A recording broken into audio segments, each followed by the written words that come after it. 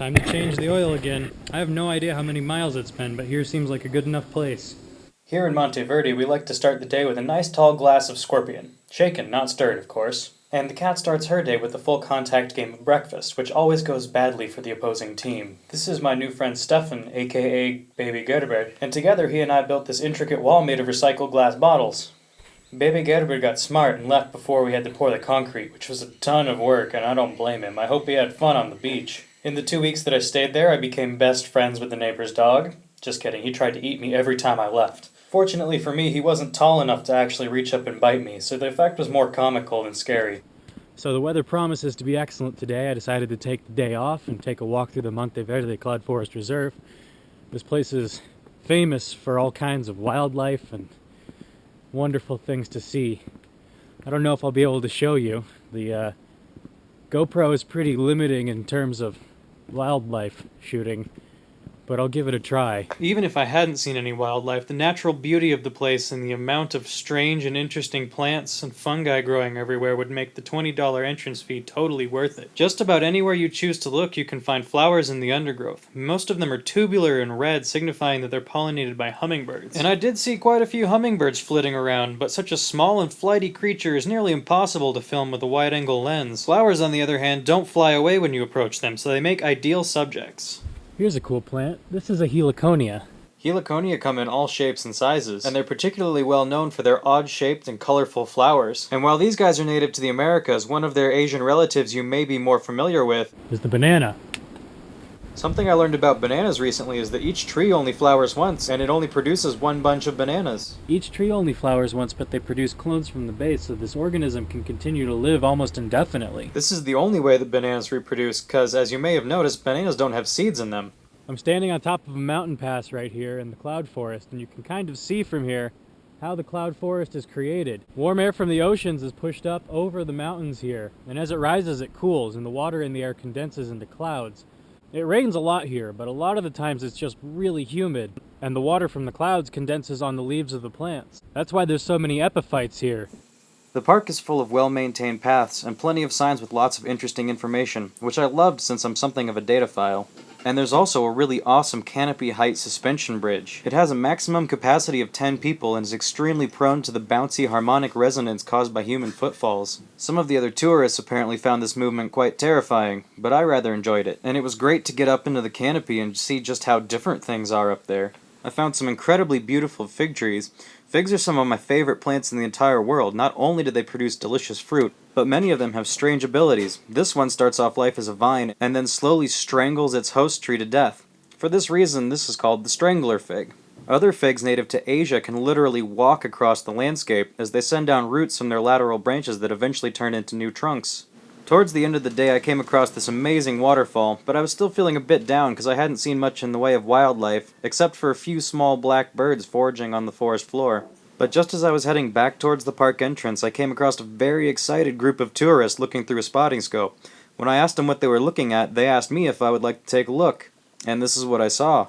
This is a resplendent quetzal, considered by some to be among the most beautiful birds in the world. They have iridescent plumage with long trailing feathers. And those iridescent, long trailing feathers have long been prized by humans, which isn't really great news if you're a quetzal.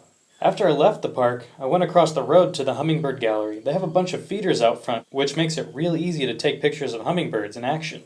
Hummingbirds are absolutely incredible creatures. Not only are they beautiful and iridescent, but they can beat their wings in excess of 200 times a minute, and their heart can beat over 1,200 times a minute. For this reason, they have one of the highest metabolic rates of any vertebrate. In order to fuel their tiny but insatiable internal furnace, they have evolved to eat a diet almost strictly of sugar, which no other animal can really do. The world's smallest bird is actually the bee hummingbird, coming in at only 5 centimeters long. This isn't a picture of a bee hummingbird. I have no idea what kind of hummingbird it is, but it is rather small. Then when I returned home, I was confronted with this thing in the front yard. Apparently it's a pavon de montaña, or a mountain turkey. And they're kind of rare now because, get this, they're delicious. Because it's often clouding pretty heavily here in Monteverde, the rainbows are frequent and spectacular. We saw this one on the way to the Saturday morning farmer's market. The farmer's market was actually at the end of the rainbow, and it turned out to be way better than a pot of gold. It's better than a pot of gold because, well, it's mango season here, and the vendors are giving out free samples. And it's melon season too, and these guys can grow a mean melon. And they're giving out free samples. And of course there's papaya too, which are ripe almost year round. And you guessed it, free samples. By far the #1 request that I've gotten from you guys is to show more food. So, in response to that, here's some more food. This little thing here is called a pihibai. The pihibai is to dates what plantains are to bananas. It's kind of like a big, starchy date with a tiny coconut in the middle. If you're feeling super dedicated, you can actually take 2 rocks and smash the tiny coconut, and then eat its insides. But the best part of the fruit is the outside yellow part. It tastes basically like the best artichoke heart you've ever eaten in your life. Now on this trip I've gotten to eat my fair share of banana leaf tamales, but this time we actually got to make them. I learned the proper technique for folding and tying them, which is the biggest difference between the banana leaf tamale and the cornhusk tamale that we have in the north. These tamales are kind of wrapped up like little presents and then tied together with a string to make sure they don't unravel. My host pretty much let me have free reign in their well-equipped kitchen, which I'm extremely grateful for. I discovered I actually missed cooking quite a bit, and I may have gone a little bit overboard. I ended up baking so much bread and cookies that I used up all of the flour in their house. And since I apparently showed no sign of slowing down, they sent us volunteers off to get a new 25-kilo sack of it. Casa Alquimia Artes is actually a bed and breakfast, so I ended up helping make breakfast for the guests quite a bit too. But breakfast with my host family was always way better than anything the guests got. I also had the good fortune to share a few tasty beers with my friend Brian from Patagonia, Arizona. He's the first familiar face I've seen since I left Jalapa, Mexico. To celebrate our extremely coincidental crossing of paths, we went out to La Taverna in Monteverde, which is apparently the place to be on a Wednesday night. It seemed like every tourist in Monteverde was here, and there were people from all over the world. What you got there, Brian?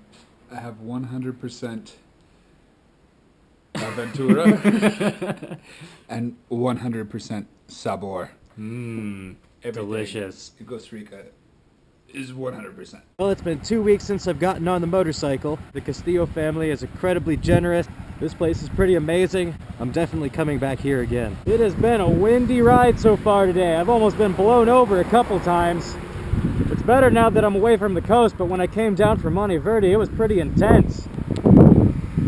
I'm heading along the Pan American Highway now. I'm going to try and find a long cut around San Jose because the prospects of driving through that mess of a city don't really appeal to me. It's going to take a couple hours longer, but I think it'll be a much nicer drive. I'm making incredibly slow time today. It's a combination of being lost, stopping to check the map, and then stopping to look at things like this. I almost just ran over a coati that was in the middle of the road, and I'm surrounded by natural beauty constantly. Not bad. I'm not even sure if I'm going to make it to my destination tonight, though. The parts of the ride where I wasn't stuck behind a slow-moving truck were really fun. But I couldn't let my mind wander too much, though, because all of the bridges crossing rivers on the highway are one lane. And which direction of traffic has the right-of-way seems to be absolutely random. And if you're not really paying attention, you can find you're sharing a very narrow bridge with an oncoming semi. Look, there's the Caribbean Sea. Surf's up. This place definitely takes the cake for the most jungly jungle that I've ever been to. In the last day, I've heard more strange noises than I've ever heard in my entire life. My rational self knows that there's no large predators out here and I shouldn't be afraid, but there's still part of me that's terrified and thinks there's dinosaurs out there. Even though this place doesn't have dinosaurs, I'm still sharing it with a bunch of pretty strange creatures. And since this is my home for the near future, we're just gonna have to learn to cohabitate here in this crazy jungle. The best news I've had for a while, though, is that the beach is only a 15-minute motorcycle ride away. My host showed me where to find it when we went out to borrow some tools for the week's project. And for everybody who thinks I'm not getting the motorcycle dirty enough, this is where it happens. That's all for now. Thanks everybody for all your support, and as usual, if you have any questions or comments, let me know. I'll see you guys next time.